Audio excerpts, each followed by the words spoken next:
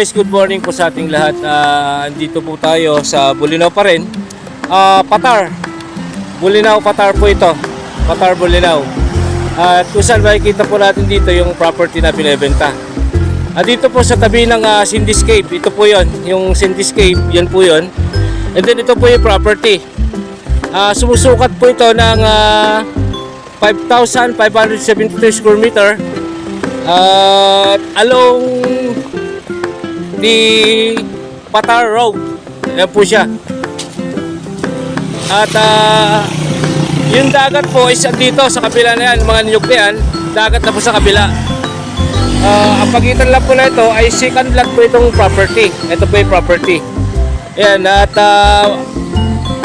ang frontage po nito is 150 meters frontage. Ayan po. Bali na bakuran po itong property. Ayan. Ito po yun. Ito po yung property. Makikita po natin maraming niyog. Along Patar Road po ito.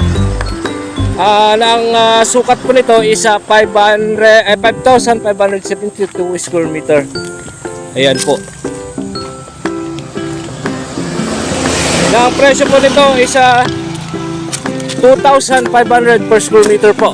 2,500 per square meter po. Ayan. Hindi ko na po lalakarin yung buong frontage po niya. Ito pinapakita ko po sa inyo. Ito, mga sir ma'am, yung property along Patar Road. Ayan po. Bali, ang beach po nito is andyan lang po sa may ano na yan, sa lagpas ng mga anyog na yan. Ayan, beach siya po yan. Yan na po yung Patar Beach. Ayan. At pahaba po yung itsura ng lupa. Pahaba po. Bali pa ganyan po siya. 150 meters frontage. Tabi po siya ng Sindis Cave Eco Park. Ayan po siya. Ulitin ko po. Lot area 5,572. TCT title. Tax updated. At Patar, Bolinao, Pangasinan. Ayan po. Na ang price po nito is 2,500 per square meter. 2,500 per square meter po ang price niya. Yan po. Na ang frontage po nito is 150 meters frontage. Ayan po. Napakaganda ng property.